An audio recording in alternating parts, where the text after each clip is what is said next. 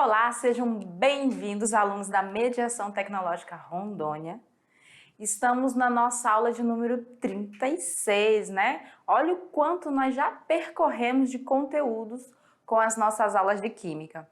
Nós encerramos a parte que falava sobre ácidos e bases e hoje nós vamos conhecer uma nova função inorgânica. Vamos lá para a gente ver qual função é essa? Hoje nós vamos falar sobre os sais. Galerinha, sais são funções inorgânicas. Em sua maioria, podem ser obtidas a partir de ácidos e bases. Nós vamos falar sobre a classificação dos sais, vamos falar ainda sobre a nomenclatura e falar sobre os sais hidratados. Como habilidades da aula de hoje, nós temos identificar os compostos inorgânicos presentes no cotidiano e compreender a importância dos sais em nosso dia a dia. Mas, já que nós vamos trabalhar sobre os sais, nós precisamos ter em mente o conceito bem elaborado, bem abordado, do que seria um sal.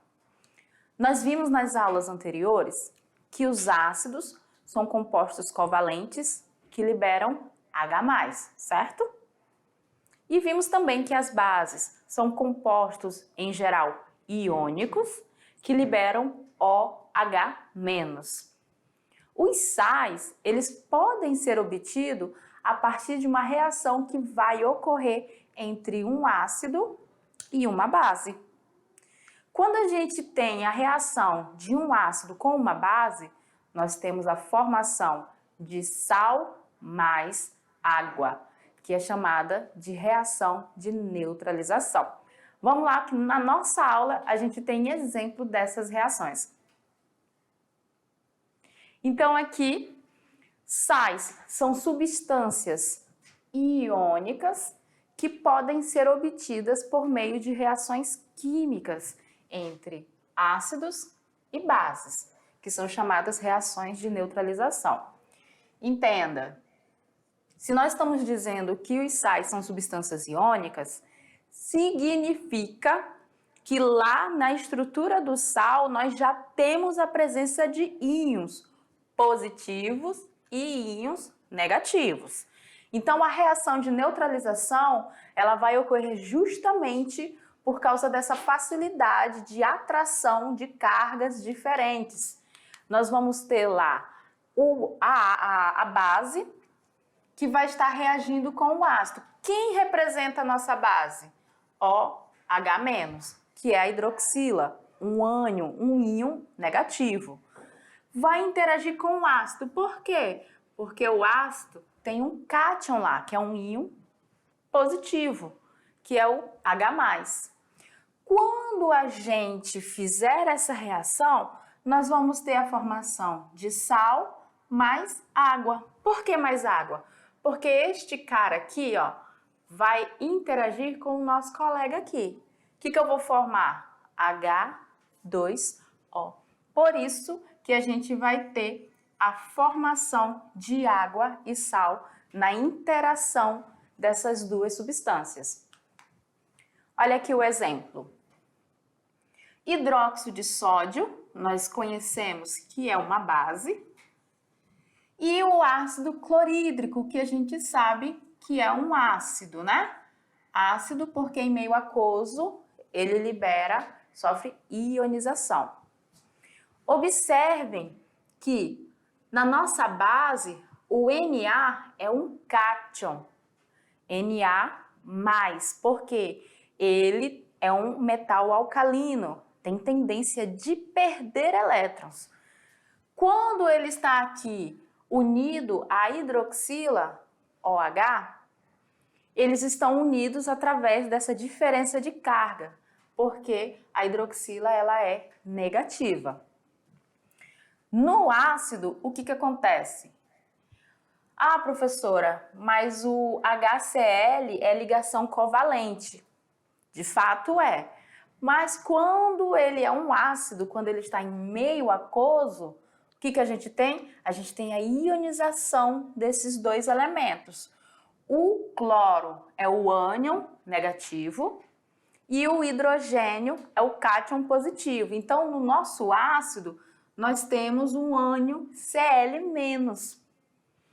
Quando essas duas substâncias vão interagir, nós teremos a atração do Na, que é positivo, pelo Cl, que é negativo, formando o NaCl, que nesse caso aí é o sal de cozinha, o cloreto de sódio, né? O sal formado pelo cátion da base e pelo ânion do ácido. Tá, professor, eu vi para onde foi o Na, eu vi para onde foi o cloro, mas e aí? E o restante dos átomos, dos elementos que estavam participando da base e do ácido? O que acontece?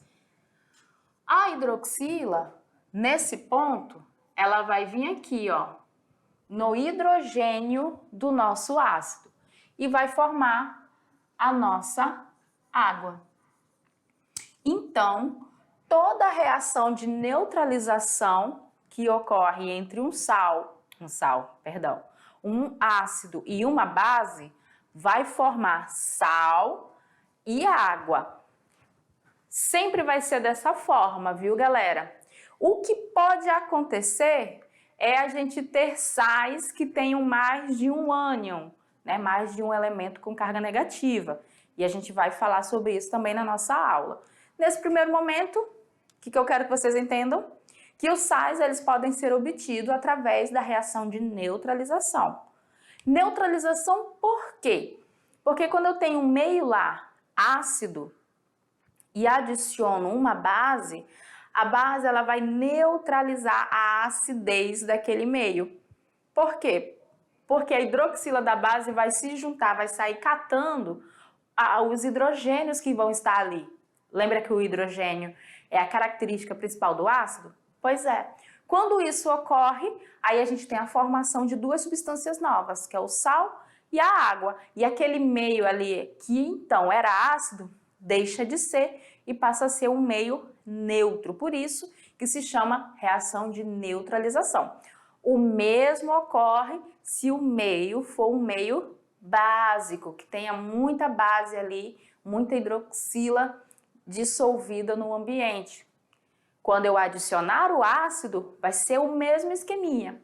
Os hidrogênios vão sair catando as hidroxilas e vamos ter a formação de sal e água. E aí aquele meio que era básico, ele fica neutralizado. Porque o sal, ele nem é ácido e nem é básico, ele é neutro. E o pH ideal da água também é um pH neutro, que é 7. Então, por isso que nós chamamos reação de neutralização. Para a gente entender melhor, tem mais um exemplo lá na lousa. Vamos lá para a gente ver. Olha só, o processo pode ser representado aqui, que nos interessa, pelo H+ aquoso, ou seja, se é um H+ aquoso, significa que é um meio ácido, mas o OH aquoso também, que quer dizer que é um meio básico.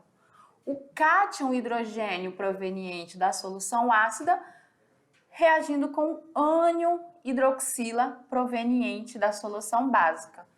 Quem eu vou formar no final? Água, que é uma substância neutra, pH 7. Os sais são eletrólitos e liberam íons ao entrar em contato com a água. Íons, liberam íons. Olha só como é importante o estudo dos íons dentro da química.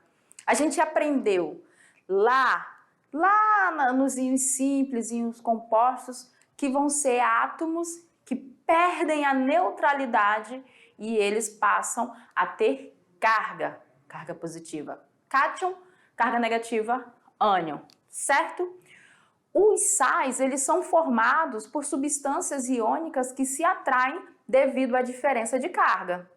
Então, o que acontece? Tá lá o Na do cloreto de sódio, por exemplo. atraído pelo Cl. Por quê? Porque o cloro, ele é muito eletronegativo e quando ele se aproximou do sódio, o sódio doou para ele um elétron. E aí o cloro ficou negativo de -1 e o sódio positivo de +1, certo? E aí eles estão lá juntinhos, atraídos um pela carga do outro. Não é uma ligação fixa, é uma atração que faz com que a gente tenha um aglomerado, ou seja, vários átomos com cargas diferentes atraídos, formando o nosso cloreto de sódio. Quando a gente coloca essa substância em meio aquoso, o que vai acontecer? A água, ela é polar. Ela tem polo positivo e polo negativo. Então a água vai interagir com esse composto e vai atrair o cloro, que é negativo, para o seu polo positivo e o Na, que é positivo, para o seu polo negativo. E aí nós vamos ter uma dissociação, um afastamento. Essa substância, ela vai passar a ficar envolvida com as moléculas de água. Lembrando, dissociação é um fenômeno físico e não um fenômeno químico, porque os íons já existiam no nosso composto. Eles apenas são separados pela polaridade da água. Vamos lá para a gente continuar nessa parte que é bem importante sobre os íons provenientes dos sais. Olha só, os íons liberados pelos sais já fazem parte de sua estrutura, por isso que é um processo físico. Os sais, eles vão sofrer dissociação em meio ao aquoso, igual a gente viu lá nas bases. Então, o que acontece? Olha o cloreto de sódio aqui. Observem que eu tenho bolinhas azuis que são positivas, representando o sódio, e nós temos bolinhas laranjas, né, avermelhadas, que são negativas, que está representando aqui o cloreto. Então, eles estão ali juntos pela diferença de carga, uma ligação iônica, né? Nós temos a presença dos íons e esses íons se atraem. Quando a gente está lá com o cloreto de sódio em meio aquoso, as moléculas de água são essas aqui, ó. Azul é o oxigênio e amarelinho os hidrogênios. O que acontece? O oxigênio, que é mais eletronegativo e tem no caso um par de elétrons desemparelhado, ele vai ficar em volta do sódio, que está aqui no centro, consegue observar?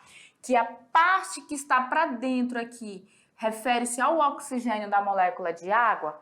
Pois é, eles vão ficar em volta do sódio, fazendo com que ele se desprenda e não fique mais perto do cloro, do cloreto.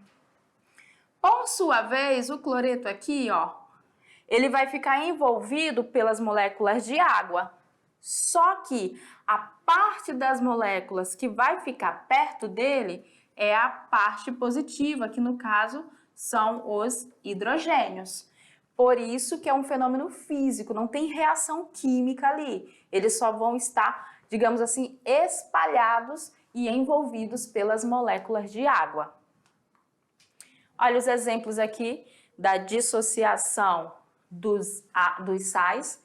O NaCl a gente já viu. O Na é mais porque ele é um metal alcalino, uma carga positiva, mais o Cl-, que é um halogênio. Professor, eu tenho que colocar o aquoso entre parênteses? Sim, porque o aquoso é que vai me dizer que isso aqui está ocorrendo em meio à água. E quando você tiver dúvidas em relação às cargas, porque às vezes você não está ainda tão familiarizado com a família dos elementos, lá da tabela periódica, o que você pode fazer? O mesmo macete que a gente fez lá nas bases. Observe aqui, ó, eu tenho NO3 e ele está entre parênteses e aqui no cantinho eu tenho um 2, certo? Significa que eu precisei de 2 NO3 para fazer ligação com o cálcio. Quando você for fazer a dissociação desse camarada, o que a gente pode fazer para ser um processo rápido e indolor para vocês? Esse 2 que está aqui, ó, ele vai vir como carga do cálcio. Olha aqui, ó, Ca2+. E para simplificar mais ainda, ele vai vir aqui para frente do que está entre parênteses, que é o NO3. E aí vai ficar um 2 aqui. Professora, mas que carga eu vou colocar para esse ânion? Ele vai ser 2- ou só menos? Só menos. Por que que ele vai ser só 1- e não 2-, já que o cátion é 2+? Porque eu usei 2 deles para satisfazer 2 cargas do cátion. Então quer dizer que cada um dele é negativo de -1. E se eu já tenho 2 representado aqui, a carga que vai ficar vai ser só um negativo ou só o negativo que é simplificado. Tranquilo? E esse daqui de baixo, professor, é um sal aí bem complexo. Tô até com medo dele porque tem bastante parênteses, tem um monte de elemento, tô com dúvida. Mesmo esquema. Observe que esse 3 aqui, ele está dizendo que eu utilizei 3 vezes o nosso hidróxido de amônio. 3 vezes o NH4. E esse cara aqui, ó, ele é uma coisa só, PO4. Quantos deles eu utilizei? Só um. Então, quantos amônios eu tenho? 3. Então, o 3 vem para cá, ó. Lembra que a gente viu o hidróxido de amônio lá nas bases? Ele é positivo de +1. Se eu usei 3, é como se eu tivesse 3 vezes 1, que vai me dar 3+, certo? Então, este cara aqui só pode ser negativo de -3. Por quê? Porque a gente usou só um dele para formar a nossa molécula, só tem um. Então, quando a gente for fazer essa dissociação, para não ter erro nas cargas, sempre observe as quantidades. Como o nosso hidróxido de amônio ele é positivo de +1 e utilizamos 3, significa que ele está representando a carga de 3+. Obviamente, se ele neutralizou bacaninha o PO4, significa que ele é negativo de 3. Tranquilo? E a neutralização total? Neutralização total vai ocorrer quando a gente tiver o ácido sendo totalmente neutralizado pela base. Então, ocorre quando todos os átomos de hidrogênio ionizáveis provenientes do ácido são neutralizados por todos os ânions hidróxido provenientes da base, produzindo água e um sal. Aqui tem que ter muito cuidado, viu, galera? Rapidinho aqui comigo, para a gente poder entender. Tem que lembrar do conceito de ionização. Todos os ácidos que não apresentam oxigênio, todos os hidrogênios deles são ionizáveis. Nos ácidos que a gente tem a presença do oxigênio, somente os hidrogênios que estão ligados ao oxigênio são ionizáveis. Então, uma neutralização total é quando os íons H+, que são aqueles que vão estar em meio aquoso, livres, forem totalmente neutralizados por todas as hidroxilas que também vão estar no meio aquoso lá, livres com a sua carga negativa. Isso é uma neutralização total. Tranquilo? Então vamos lá para o exemplo para a gente praticar em cima disso. Olha só. Aqui a gente tem uma base, que é o hidróxido de potássio, e ele vai reagir com o ácido nítrico. O que acontece? No meio aquoso, a base vai liberar OH- e o nosso ácido vai liberar H+. A neutralização total vai ocorrer quando todos esses íons OH- e esses íons H+ forem neutralizados formando água. Essa é a nossa neutralização total. Mas pode ocorrer a neutralização que nós chamamos de parcial. parcial, você já entende que não vai ocorrer a neutralização de todos, né? Ocorre quando nem todos os átomos de hidrogênio ionizáveis do ácido ou nem todas as hidroxilas da base são neutralizados. Então aqui, ó, temos o ácido, que é o nosso ácido clorídrico, né? Que vai estar reagindo com a base aqui. Professora, essa base tá estranha. OH, OH. Calma, galera, é para vocês visualizarem melhor, mas essa base é a mesma coisa que isso aqui, ó. OH2. Esse 2, lembra que nós falamos que eu estou dizendo que são duas hidroxilas ali? Para você visualizar melhor, a gente colocou aqui, ó, OH, OH. É a mesma coisa, só que com uma representação diferente. O que acontece aqui nessa neutralização? O hidrogênio do ácido, ele vai neutralizar somente uma hidroxila da base. Por quê? Porque o nosso hidrogênio, ele está aqui, é só um. Então, para cada 1 mol de hidrogênio, eu vou precisar de 1 mol de hidroxila. Se eu tiver 2 mols de hidroxila, o nosso hidrogênio vai precisar ser 2 mols dele. Nesse caso, não tem, o que vai acontecer? Esse hidrogênio do cloro vai vir com nossa hidroxila aqui e vai formar a molécula de água.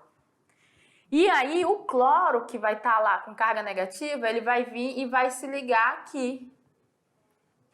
E vai formar esse sal, BaOHCl.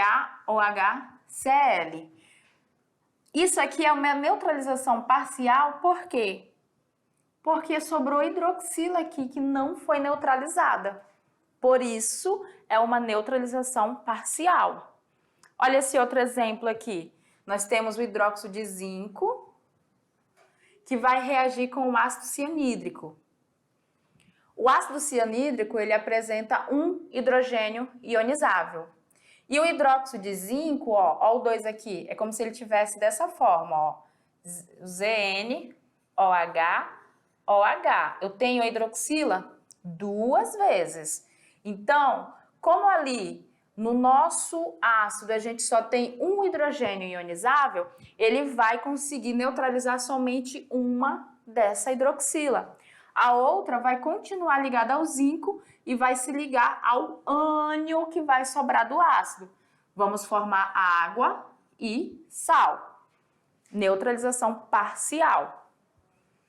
E aqui, olha só, aqui no hidróxido de magnésio nós temos 2 hidroxilas, mas no nosso ácido fosfórico nós temos 3 hidrogênios ionizáveis. Como a gente vai neutralizar, vai sobrar quem? Hidroxila ou hidrogênio? Hidrogênio, né? Nós temos 2 hidroxilas para 3 hidrogênios. Então, quando a gente for observar, nós vamos formar 2 mols de água. Por quê? Porque aqui, ó, tem H e H, não são 3 hidrogênios? E aqui tem OH e OH. Quando a gente for fazer a neutralização, um hidrogênio vai para um dos OH, outro hidrogênio vai para outro OH. Então, eu vou formar 2 mols de água, 2 moléculas de água. E nesse caso aqui, vai sobrar um hidrogênio. E esse hidrogênio que sobra, ele vai se ligar aqui ao nosso magnésio. Então, vai ficar MgH e o ânion do ácido que sobrou, que é o PO4. Neutralização parcial. Ufa! Quanta neutralização, né, gente? Lembra aí, ó. Na neutralização total, eu sempre vou ter a mesma quantidade de hidroxila para a mesma quantidade de hidrogênio ionizável.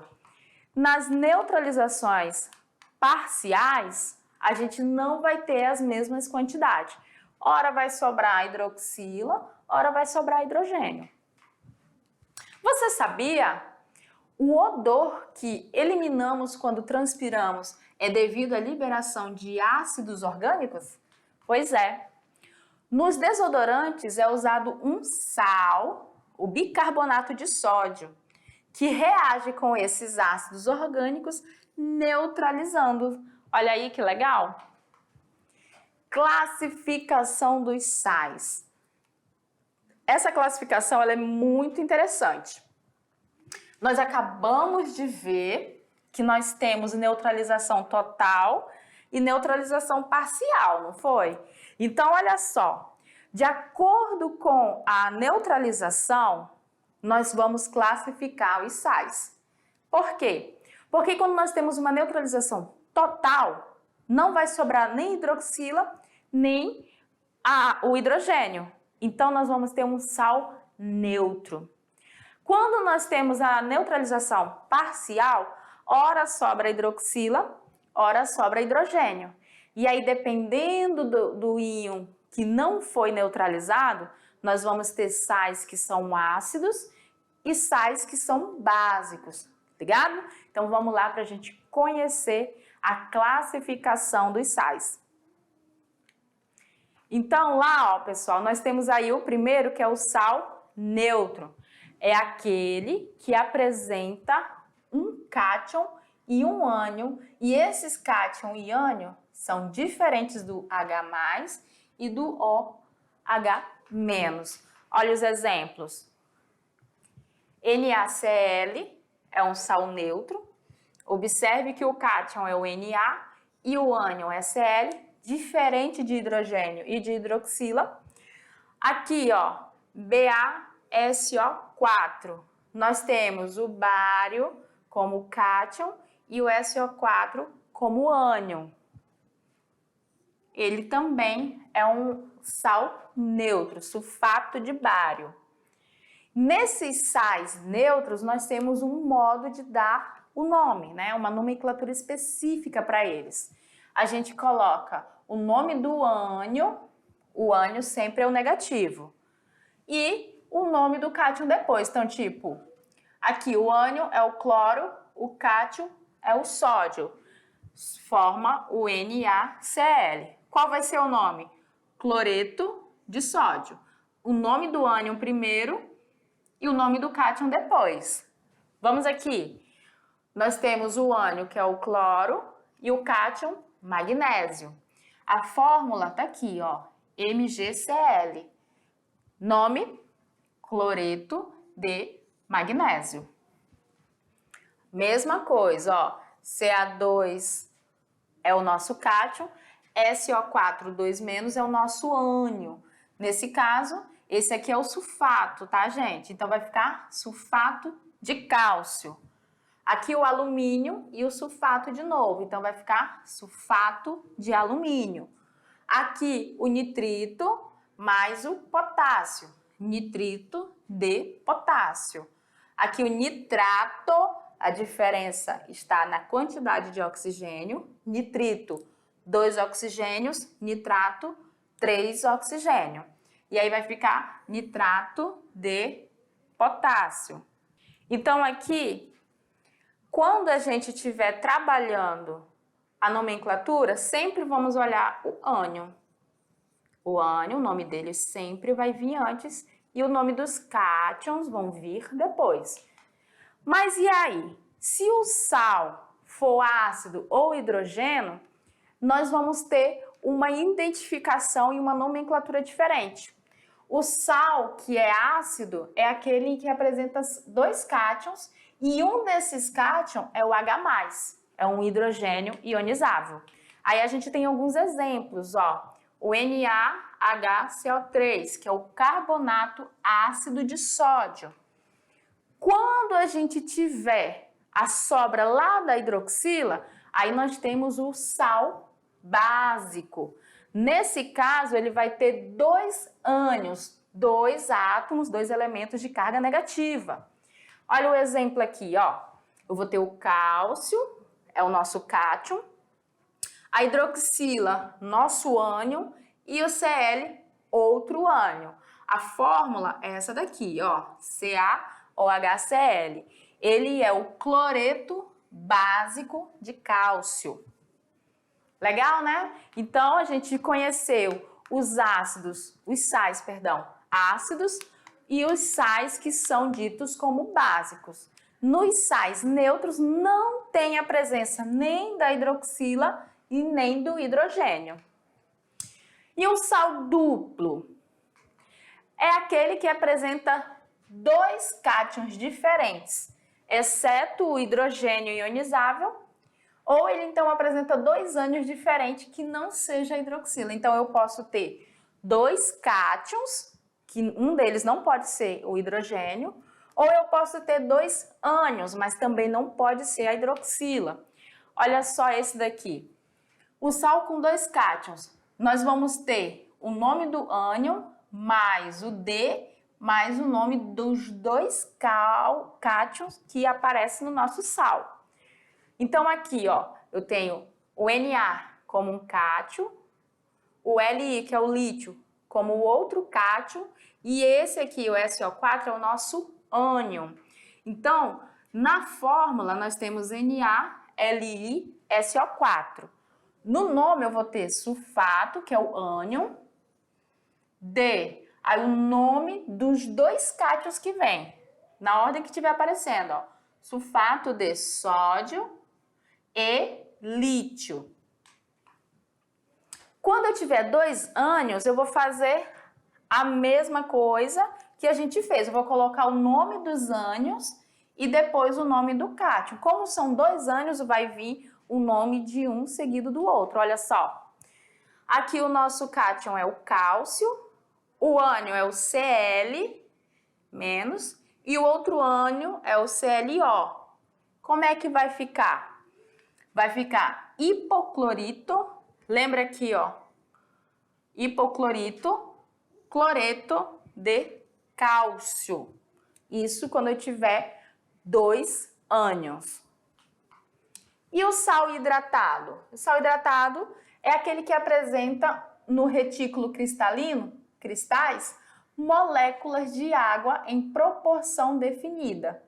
A molécula de água é indicada na nomenclatura do sal por meio de prefixo. Olha como é que vai ficar. Vai ficar o nome do sal, o prefixo para indicar o grau de hidratação, ou seja, a quantidade de água que tem lá, mais o nome hidratado no final. Olha como é que fica. Aqui a gente tem um sal e na fórmula dele vai ter duas moléculas de água. Então ele vai ficar sulfato de cálcio dihidratado. Eu estou dizendo que são 2 mols de moléculas de água, porque o di faz referência a 2. Olha esse outro sal aqui hidratado. Observe que eu também tenho 2 mols de água. Como é que vai ficar? Cloreto de cálcio dihidratado. Aqui a gente tem outro exemplo, só que tem uma maior quantidade de moléculas de água. Para 6 o prefixo é hexa, então vai ficar cloreto de alumínio hexahidratado. Aqui a gente tem outro sal e nesse ó, nós temos 10 moléculas de água. Nomenclatura. O nome do sal normal, sulfato de sódio. E aí o prefixo para 10 é deca e a palavra hidratado. Olha que legal! Exemplos de sais hidratados. Aí a gente tem o nitrato de cobre 2, trihidratado, ó, 3 moléculas de água. O cloreto de cobalto 2, hexahidratado, ó, 6 moléculas de água. Cloreto de cromo 3, hexahidratado, também 6 moléculas de água. Nitrato de níquel 2, hexahidratado. E o cloreto de ferro 3 também hexahidratado. Observem que eles apresentam cores bem definidas, né? Bem distintas uns dos outros. Você sabia? O sulfato de cálcio anidro, que não contém ou quase não contém água, é usado na fabricação do giz de louça? Pois é. Já o sulfato de cálcio dihidratado, ele é usado na fabricação de gesso. Ó, é o sal, sulfato de cálcio. No anidro, nós não temos presença de água e ele é usado para fazer giz. Já no sulfato de cálcio, que tem 2 moléculas de água, ele é utilizado para fazer gesso. E para praticar, vamos para o nosso aprender fazendo, exemplo de número 1.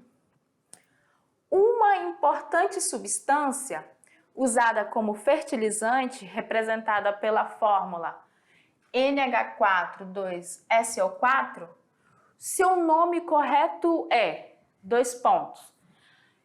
hidrogenoso sulfato de amônio, sulfito de amônio, sulfato de amônio, sulfato de amônio e hidrogênio, amoniato de enxofre e oxigênio. O que vocês têm que lembrar? Esse ânion aqui, galera, é o sulfato, tá? Sulfato.